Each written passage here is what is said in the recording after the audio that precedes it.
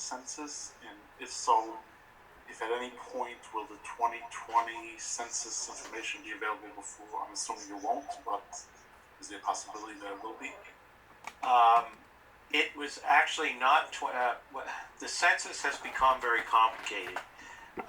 They now do intermediate correction of the census through sampling, and there's something called American Community Survey. If you look at the inventory analysis, there's actually footnotes. There's some 2017 data, 2018 data in there on population that's done through sampling rather than actual census. So it's not from 2010. It's from later than that. As far as when will the 2020 census become available, typically that wouldn't be till next spring. Probably we'll be done with the comp plan. However, with the COVID-19, the census day is April 1st. I think the 2020 census, I'm not an expert on this, but I think it was probably ruined by COVID. I think it may be the worst census in the history of the United States. Not only because of COVID-19, but just because there's been some efforts to sort of mess up the census, and it's become very politicized in recent years. And all of that thrown in with the pandemic, when I do get the 2020 data, I don't anticipate feeling that confident about it when I get it. Thank you, JC. All right, so I guess next, all right, the Equestrian Estates zone change petition. All right, so that would be next on the list. So who wants to start off? Ann? Maybe it makes sense for me to. I'm sorry. Yes, go ahead, Max. Can everybody hear me okay? Good. Yes. Okay. Yeah, so it probably makes sense for me to just review the status of that application. As you may remember, Pascack WL Holdings, the petitioner, had submitted or at least entered into informal discussions with the village board back in September of 2016. The original concept for this project consisted of really two principal pieces. One west of the Red Schoolhouse Road, which comprised what would eventually become an application by Regency Shopping Centers for a lifestyle center, and sort of took over from the Village Greens proposal of many years previously, around which the village had adopted the RS zoning district. And then there was a portion east of Red Schoolhouse Road, and that really was for a mixed-use development. And early, discussions, there were some other concepts. I think there was a chip and putt golf course, a winery, some other considerations early on. But I think when it boiled down, it became a shopping center west of Red Schoolhouse Road and mixed-use development east of Red Schoolhouse Road. And that was really what the developer was seeking. Since then, this Regency Shopping Center application west of Red Schoolhouse Road was abandoned by Regency Shopping Centers because they weren't able to identify an anchor tenant. I guess they feel that, or a lot of the market feels that Wegmans in Montvale has really sort of shut down the market for grocery users and larger retailers in that location. So currently there remains a concept proposal, and that was discussed through multiple iterations, just conceptually what could go there. I think early on the village indicated that anything there would have to go through a public acceptance process, and would be subject to a traffic study. And that's really another thing we're discussing tonight is this idea of a traffic study for that area. We kicked off a corridor study shortly after you hired us as planners in early 2017 to look at the Red Schoolhouse Road corridor because there was a lot of interest in this end. We had chosen the Red Schoolhouse Road to start over Chestnut Ridge Road as the other corridor that was going to be looked at. We did have a public visioning meeting conducted in October of 2017. It was pretty well attended, and we, using that input, came up with some initial concepts for how the corridor could be developed. And I think in looking at that, one of the ideas was that this area south of Garden State Parkway Extension had just never captured the market for local office as it is currently zoned. Chestnut Ridge Associates has the parcel directly south of the Garden State Parkway on-ramp, extension on-ramp. For years had been applying for different proposals for office. None ever ultimately were pursued. And then more recently, we received the Corporate Commerce Park application, which, as you know, is for more than 100,000 square feet of corporate park. I think there's some question as to what qualifies as corporate park because it's not a defined term under the zoning. We had the shopping center, RS district, west of the road that really didn't go anywhere. There was an initial recommendation that was included in the draft Red Schoolhouse Road that would have considered a mixed-use project, as well as allowing some of the PI uses that are allowed throughout the village north of Garden State Parkway and close to the residences south of the Garden State Parkway. Admittedly, I can't understand why LO, which is generally more restrictive than PI, is prescribed for this area of the village because it has better vehicular access and it has fewer residences in the vicinity than a lot of the PI zone land around it. In April, after the start of that, it became clear that there was going to be more significant environmental analysis that was going to be required as part of that study. Additionally, the village started talking about doing a village-wide comprehensive plan instead of the series of corridor studies that you had originally embarked on. And so that study sort of went on hold and got transitioned into this comprehensive plan process. However, the interest by these landholders certainly was put on hold, and applications were submitted by Corporate Commerce Park for the property just south of the extension. Equestrian Estates continued to refine their plan in response to concerns and feedback that both we and the board had provided informally. And we received an application for two schools at the Garden State Parkway off-ramp.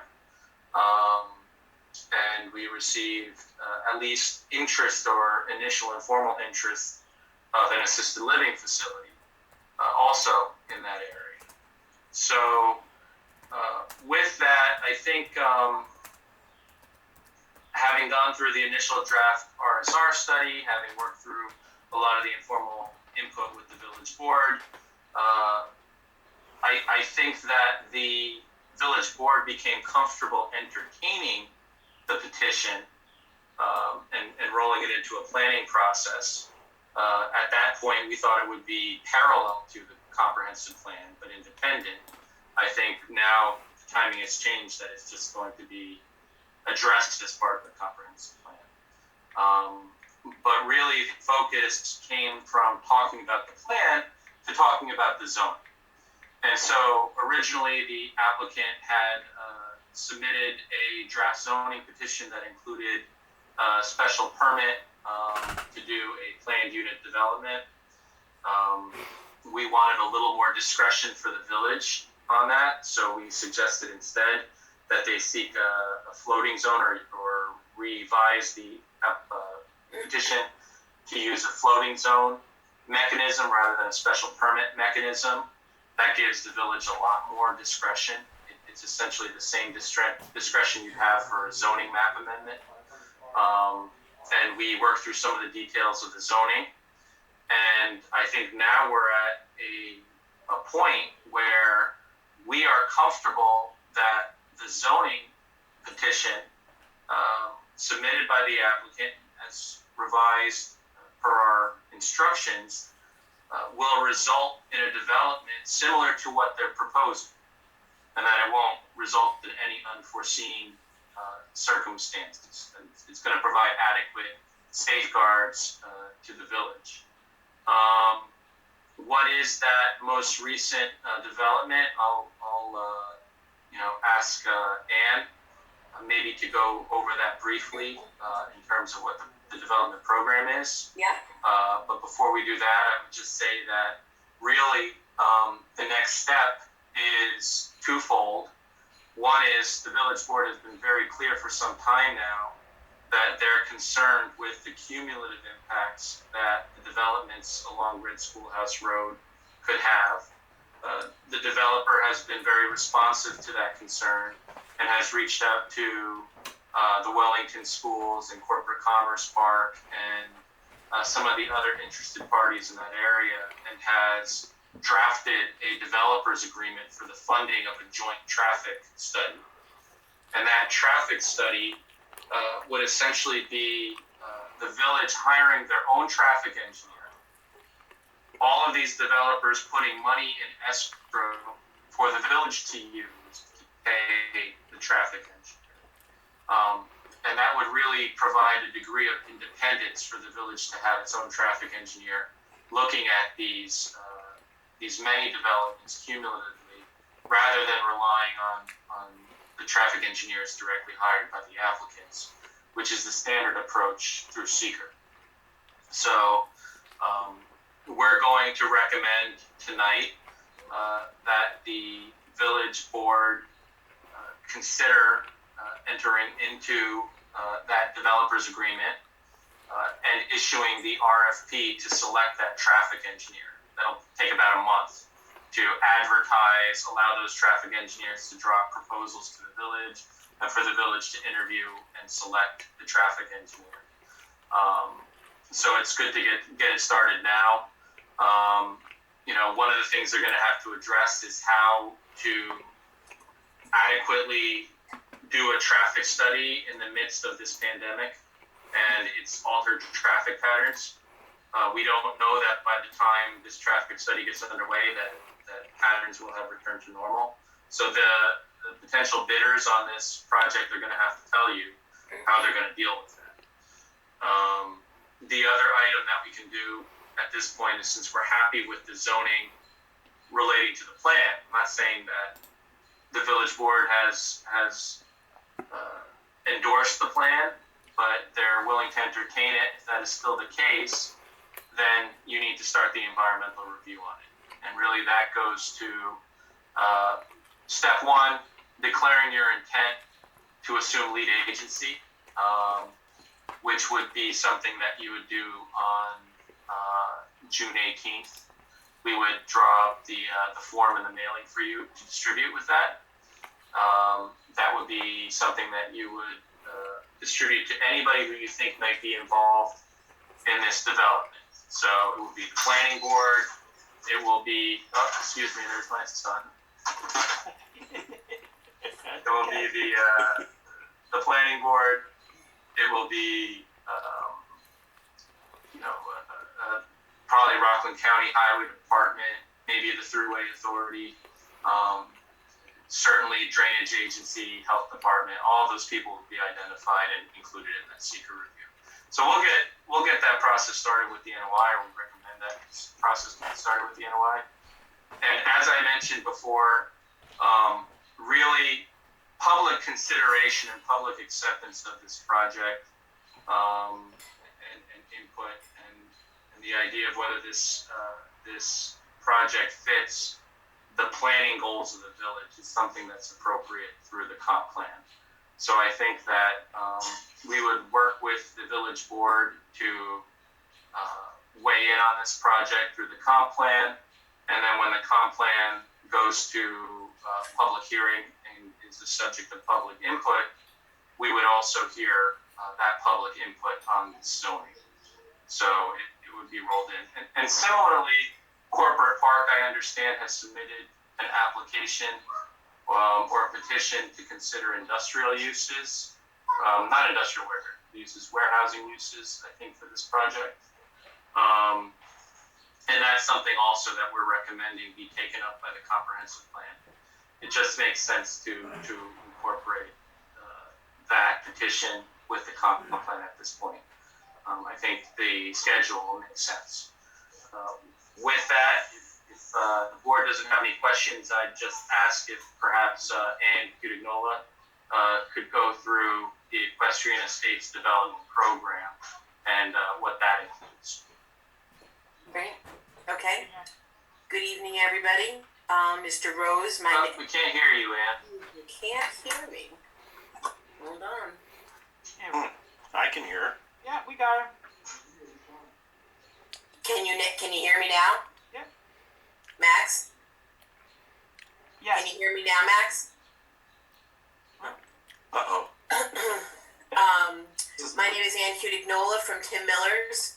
I am the environmental consultant for Mr. Weber's project. As Max described, everybody's laughing. Am I doing something funny? No, No? Okay, great. Mr. Weber's project is, Mr. Weber owns property on both the east and the west sides of Red Schoolhouse Road. However, the Equestrian Estates project is only on the east side. It was Regency, it was a different name and development. So Equestrian Estates is wholly contained on the east side of Red Schoolhouse Road, south of the Garden State Parkway. The property is approximately 39.6 acres. It includes 2.6 acres of a nature center. As we have discussed, and you bear with me, the members that have heard this already, Mr. Rose, I'm working on bringing you up to date. You should have possibly, and Mr. Van Alstyne, you've been on the board when I've spoken before. Is that correct or not correct? Yes, ma'am. Yes. So I did provide Mr. Rose a book that has that looks like this, and it has a narrative of everything about the project, and it has some mapping of exactly which parcels are involved, and it has a rendering of what we hope the project looks like. It has a landscape rendering of the site plan, and then it has actual renderings of the building as we envision they may look.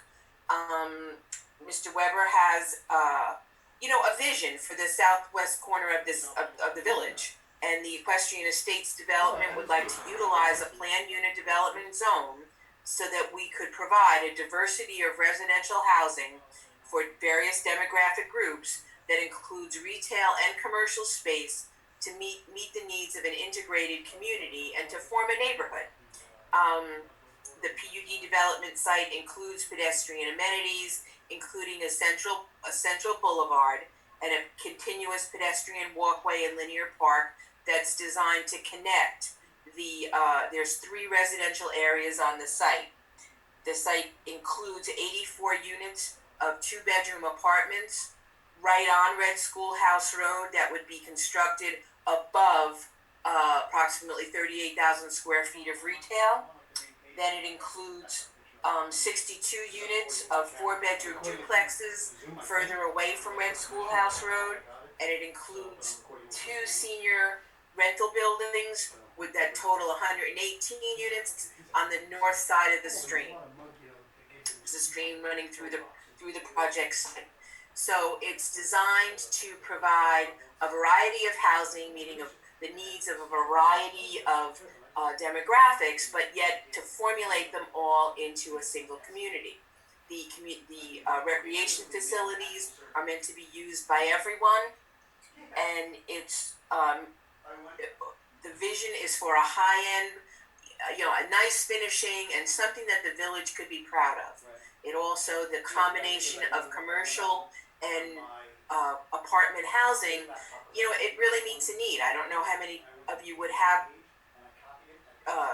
children in this age category, but in Rockland County, the housing prices have escalated to the point, that a young couple starting out, they really can't afford to live here, and that's a shame.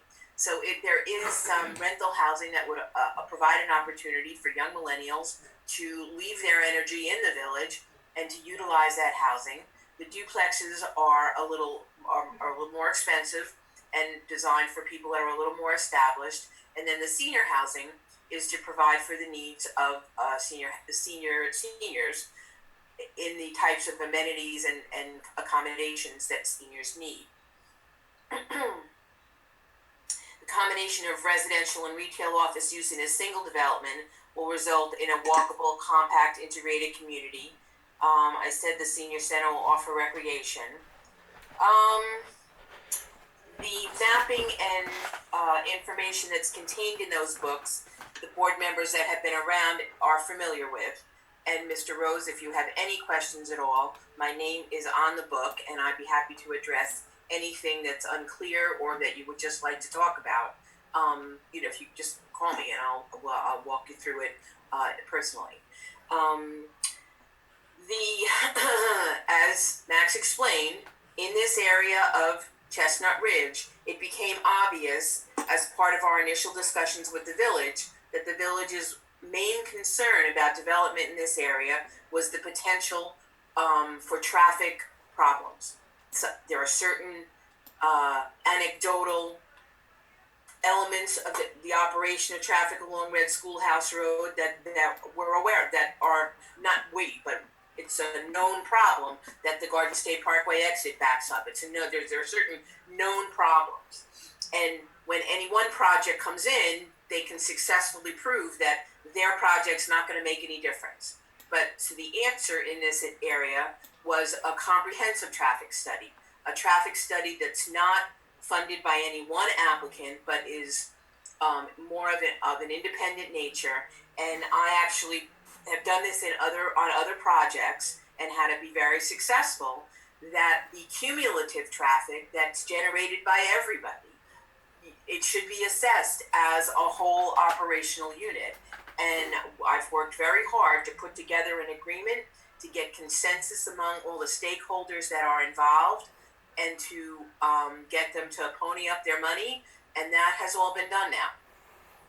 And I see that traffic study as the key to unlocking development in this area of the village. Regardless of regardless of the type of development, I believe the village is only going to be comfortable once they know that the traffic problem can be readily addressed.